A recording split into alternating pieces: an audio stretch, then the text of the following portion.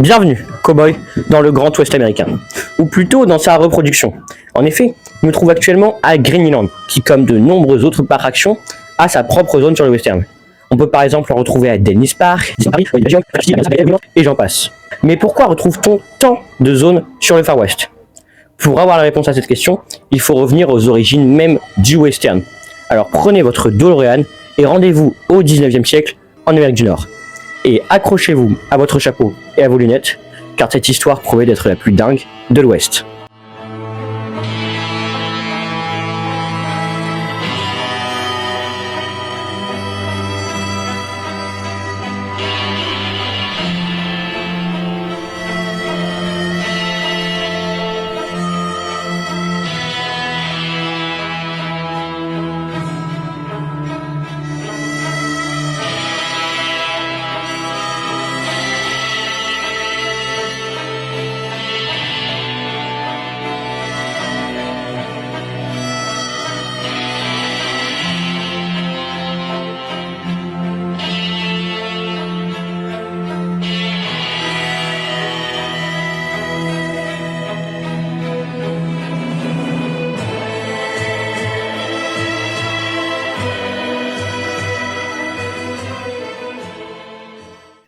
Au 19e siècle, alors que les États-Unis fixent leurs frontières définitives à l'est et à l'ouest, de nombreux habitants décident de tenter leur chance dans ces terres inexplorées et partent en quête de richesses et d'aventures.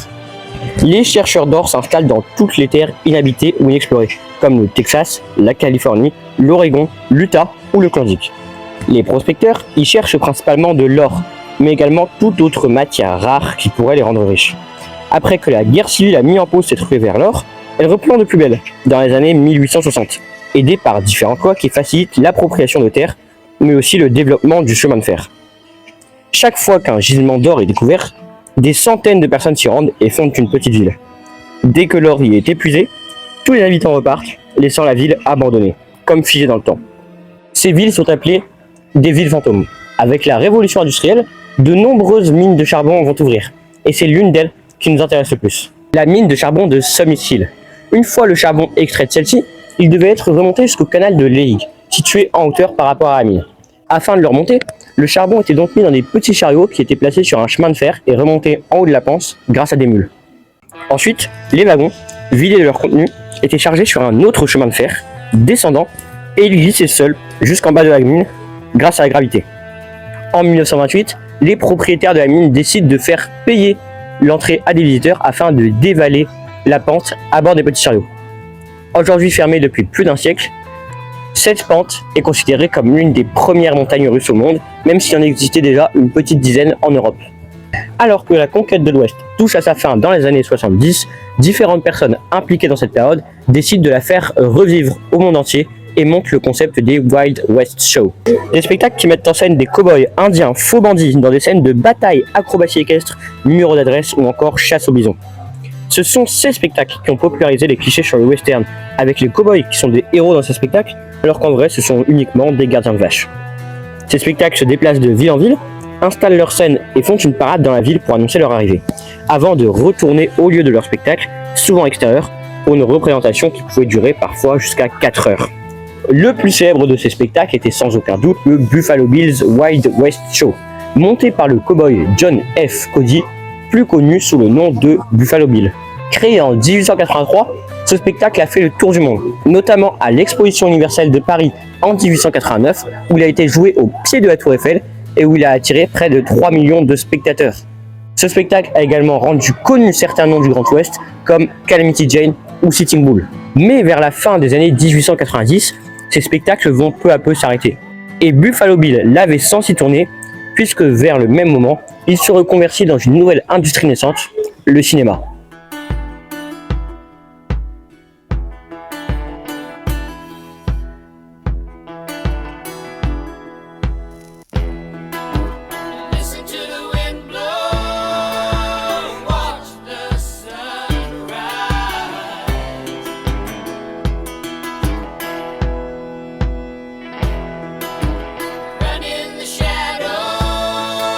Le 28 décembre 1895, les clients d'un café parisien vont assister à un événement exceptionnel. La projection du premier film de l'histoire, la sortie de l'usine Lumière, réalisée grâce au cinématographe de Louis et Auguste Lumière. À partir de là, de nombreux visionnaires vont acheter ou reproduire cette machine pour créer leur propre film, que ce soit en Europe ou aux États-Unis. Et à cette époque, alors que le cinéma vient d'être créé, quoi de mieux que de filmer et mettre en scène ce qui se trouve autour de nous. C'est en partant de ce postulat que le réalisateur Edwin Stanton Porter sort en 1903 Le vol du Grand Rapide, un film de 12 minutes mettant en scène des bandits qui attaquent un train, ses passagers et sa cargaison, avant de s'enfuir, mais de finalement se faire rattraper par les Rangers. Le film était exceptionnel pour cette époque où le cinéma était un art naissant, où la majorité du public n'y était pas habituée. À l'époque, 2 réalisateurs dominent le genre du western. William Hart, qui a réellement connu les dernières années de la conquête de l'Ouest et qui l'a dépeint dans ses films de manière réaliste, à la façon d'une reconstitution historique, et Tom Mix, qui lui dépeint une vision romancée de cette période avec des cascades, des cow-boys, des bagarres et des costumes fantaisistes dans le style des Wild West Show. Dans les décennies suivantes, plus d'1 millier de westerns seront produits, principalement des films peu coûteux et qui rapportent beaucoup. Mais d'autres films plus ambitieux seront également réalisés, comme La Chevauchée Fantastique, Règlement de compte à Hockey Corral, Davy Crockett, et j'en passe. Dans les années 1950, le genre va malheureusement s'éteindre peu à peu, même s'il aura eu le temps de laisser dans l'histoire du western de nombreux clichés qui viendront s'ajouter à ceux des Wild West Show. Mais en 1964 va sortir un film qui va relancer le genre pour une poignée de dollars par Sergio Leone. Et Péripéro va un nouveau cercueil. T'as bien dit 2 patrons. Oui, ils ont embauché toute la racaille des 2 côtés de la frontière. Et ils payent en dollars. Les Baxter d'un côté, les Rhodos de l'autre, et moi au beau milieu. Qu'est-ce que tu radotes? Et c'est là que va se lancer une décennie de western spaghetti. Des westerns produits en Italie. Et sortiront alors des films comme Le Bon, la Brute et le Truand, où il était une fois dans l'Ouest. Mais ces films ont également été finalement délaissés par le public. Si vous souhaitez plus de détails, je vous invite à aller regarder la vidéo du Grimoire d'Arthur qui parle du western. Tous ces médias que sont les Wild West Show, le cinéma, mais aussi la bande dessinée ou la littérature, ont participé à l'implantation du western dans les esprits des publics américains et européens. Et c'est là que les parcs à thème entrent en jeu.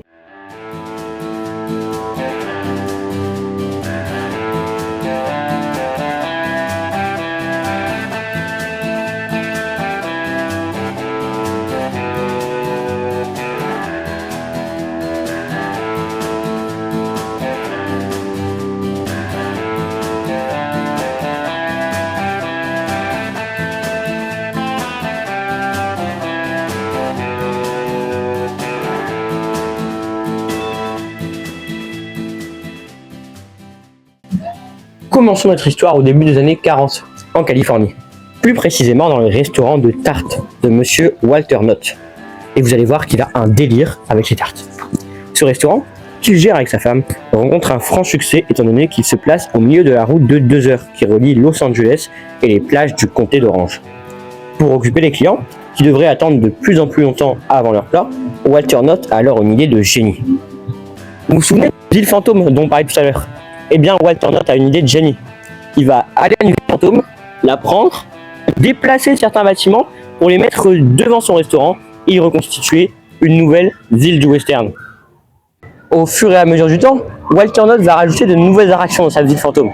Par exemple, un petit train ou encore un concours du plus gros mangeur de tartes au mur. Cherchez pas, je vous avais prévenu, il a un délire avec ça. Mais surtout, celle qui nous intéresse plus, Calico Mine Train, un dark ride dans une mine qui était un véritable tour de force pour l'époque. Il y a notamment une personne qui va venir visiter le parc, remarquer cette attraction et plus tard devenir un grand ami de Walter Knott, un certain Walt Disney. Dans les années 40, Walt Disney est déjà célèbre mondialement pour ses films d'animation, même si l'entreprise est actuellement en difficulté financière à cause de la Seconde Guerre mondiale. À ce moment-là, Walt a déjà une idée en tête, Disneyland.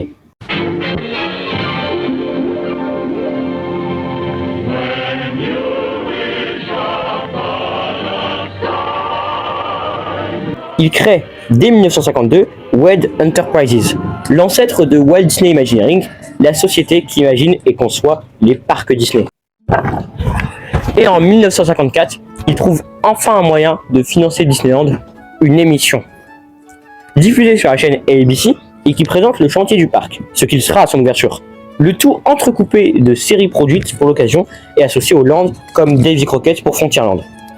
Le 17 juillet 1955, Disneyland ouvre ses portes. To all who come to this happy place, welcome. Disneyland is your land. Here age relives fond memories of the past, and here youth may savor the challenge and promise of the future.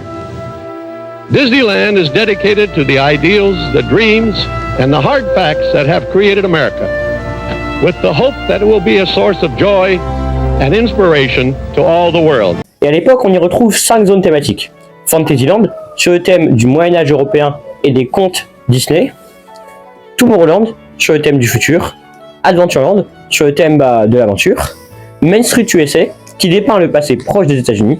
Et enfin, Frontierland, sur un passé un peu plus lointain des États-Unis, le 19e siècle et la ruée vers l'or. À ce moment-là, à Frontierland, on pouvait par exemple retrouver des diligences, un manège à mules, mais surtout le Rainbow Caverns Mine Train, à coup sûr inspiré du Calico Mine Train de Knott's Farm. Mais même si l'attraction possédait de magnifiques décors, les visiteurs ont fini par trouver ce petit train ennuyeux. Et après de nombreuses péripéties, vous pouvez retrouver dans la saison 2 de l'épisode 2 de l'histoire des attractions sur Disney+, ça y est, le 2 septembre 1979, Big Thunder Mountain Railroad ouvre ses portes à Disneyland en Californie et un an plus tard à Walt Disney World en Floride. Et c'est là que la mode des trains de la mine dans les parcs d'attractions est lancée. Généralement construits par Vekoma ou Aerodynamics, les trains de la mine sont des montagnes russes familiales qui ont généralement plusieurs montées et dont les véhicules sont en forme de train de mine avec généralement le premier wagon appelé Zero Car en forme de locomotive. Toujours aux États-Unis, le parc Silver Dollar City est lui aussi thématisé sur le western. Ouvert en 1960, avec encore une fois la reconstitution d'un village d'époque près d'une attraction déjà existante, en l'occurrence une grotte. C'est comme si en France, le patron d'un restaurant ouvrait un village médiéval de l'autre côté de la route et que 60 ans plus tard c'était un parc de la taille du parc Astérix. Bref, revenons à nos moutons, le western. Car, entre-temps, de nombreux autres parcs nord-américains ont ouvert leurs propres zones sur ce thème qui est finalement assez facile à mettre en place. Prenons comme exemple Disneyland et Walt Disney World. Pour reproduire Main Street ou Liberty Square, il faut des grandes façades, des grands bâtiments, des architectes. Idem pour Fantasyland où il faut également des licences. Pour Adventureland, il faut de la végétation luxuriante pour reproduire une jungle. Et pour Tomorrowland, il faut être capable de reproduire une architecture futuriste. Cependant, pour Frontierland, il suffit de façades en bois et d'objets western, qui à l'époque ne dataient pas tellement aux États-Unis, et on pouvait facilement en retrouver dans les greniers. Maintenant que le thème est bien implanté aux États-Unis, passons de l'autre côté de l'Atlantique, en Europe. Dans les années 80, la mode des parcs d'attractions commence à arriver sur le vieux continent. En effet, de nombreux artistes de cirque, forains ou constructeurs d'attractions vont aller visiter les parcs floridiens et californiens comme Knott's Berry Farm, Silver Dollar City, Disneyland ou Walt Disney World. Et tous revenir avec la même idée en tête, ouvrir un parc à thème en Europe. Europa Park, Mirapolis, Walligator, Parc Astérix, Walibi, tous ces parcs sont apparus à cette époque. Mais avant cela, quelques parcs avaient déjà exploité cette thématique du western.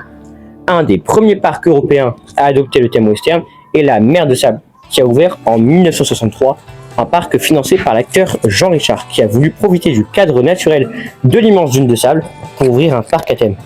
Je n'ai pas la date exacte, mais entre 1967 et 1972, les premiers décors western arrivent également à Frépertus City, dans les Vosges. En dehors de la France, Fantasyland a aussi utilisé ce thème assez tôt, avec l'ouverture de sa zone western en 1974, nommée Silver City, avec un flume et un train de la mine qui, lui, apparaît en 1975. Ce quartier est maintenant le quartier mexicain et s'éloigne un petit peu du côté western de Spaghetti pour tendre plus vers le Mexique. Une partie de la zone western a également été démolie pour la construction de Klugheim. Et ça a continué avec plein de parcs régionaux comme Nigloland en France, Walibi en Belgique, et surtout un événement qui va chambouler le monde des parcs en Europe, l'ouverture d'Euro Disney en 1992, avec bien évidemment son propre Frontierland qui arrive pour rouler sur la concurrence en termes de thématisation. Et la storyline de notre Frontierland est de loin la plus poussée, avec l'histoire de Henry Ravenswood, un jeune mineur devenu riche grâce à la découverte d'un filon d'or dans une montagne. Il devient alors propriétaire de cette mine et finit par devenir riche. Après la découverte de la mine, se lance une ruée vers l'or et la création d'une ville, Thunder Mesa, avec sa gare de train, ses bateaux à vapeur, son saloon pour les mineurs et les chercheurs d'or, un restaurant pour que les plus riches de la ville puissent discuter finances et affaires, et de nombreuses autres petites échoppes et bars. Surplombant la ville, le manoir d'Henry Ravenswood, sa femme Martha et leur fille Mélanie. Mais tous ces mineurs avides d'or ont fini par déclencher une malédiction, celle de l'oiseau tonnerre. Son esprit prend le contrôle des wagons qui servaient aux mineurs à se déplacer dans la mine et déclenche également un tremblement de terre. Il tue alors tous les mineurs, mais aussi Martha, Henry et le fiancé de leur fille la veille de son mariage. Elle va alors errer dans le manoir pour l'éternité en pleurant la mort de celui qui devait être son futur mari. Aujourd'hui, elle est morte, mais certains disent que son fantôme continue d'errer dans le manoir. C'est pour ça que certains habitants l'appellent alors le Phantom Manor. Belle histoire, n'est-ce pas? Mais le lien entre le western et Disneyland Paris ne s'arrête pas là. Dès 1992, vous pouviez déjà retrouver au Disney Village un spectacle qui va vous sembler familier, le Buffalo Bills Wild West Show. Et oui, il s'agit d'une reproduction du spectacle du 19e siècle dont on parlait tout à l'heure, mais avec une petite particularité. Il s'agit en fait d'un dîner-spectacle qui vous permettait de déguster un repas Tex-Mex tout en profitant de la représentation qui se divisait en deux parties. La première, purement spectacle, avec des numéros mettant en scène différentes légendes de l'Ouest, comme Buffalo Bill ou Annie Oakley, réalisant différentes cascades, acrobaties équestres et numéros d'adresse. Une seconde, qui était un immense tournoi entre 4 équipes, les bleus, les jaunes, les rouges et les verts. Le public était aussi divisé en 4 équipes, grâce à leur placement dans les gradins, définis par des chapeaux de cow-boy qui nous étaient offerts avant le début de la séance et qui étaient surmontés d'une bande de tissu de la couleur de notre équipe. J'avais eu l'occasion de voir ce spectacle en octobre 2017 et j'en garde tout de même quelques souvenirs assez sympas. Si vous voulez en savoir plus sur le spectacle, je vous invite à regarder la vidéo de Hello Maureen sur le sujet. Le spectacle s'est joué sans interruption, de son ouverture en 1992 jusqu'à mars 2020, où il a fermé en même temps que le reste du resort de Disneyland Paris à cause de la crise sanitaire. Le spectacle n'a malheureusement jamais rouvert, a été détruit et on ne sait toujours pas ce qui le remplacera.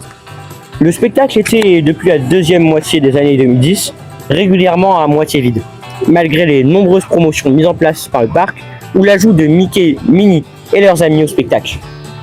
La légende de Buffalo Bill, de son nom français, n'intéressait plus les visiteurs et le Covid fut le coup de grâce. De nos jours, peu de parcs ouvrent des zones western et préfèrent se tourner vers des thèmes plus originaux. Seuls les parcs ayant déjà des zones western, pour la plupart ouvertes dans les années 90, continuent d'en prendre soin et de les rénover. Cependant, très peu y ajoutent de nouvelles attractions. Seuls les parcs ayant des immenses zones western, comme par exemple Nigloland, qui va ouvrir un nouveau roller coaster dans sa zone canadienne, que vous pouvez retrouver dans ma vidéo dédiée, juste ici. Mais pour combien de temps? On l'a vu dans le cinéma, les Wild West Show, mais aussi les destructions d'attractions western de plusieurs parcs comme à Fantasyland. Les légendes de l'Ouest américain intéressent de moins en moins les spectateurs, et on peut se demander si les nombreuses attractions sur ce thème en Europe résisteront encore longtemps. En effet, lorsque celles-ci vieillissent, un parc finit forcément par détruire ses anciennes attractions. Mais reconstruiront-ils de nouvelles aventures en pleine ruée vers l'or, ou se tourneront-ils vers des thèmes plus récents et captivants pour le public? Ça, amis cow-boys, seul l'avenir nous le dira.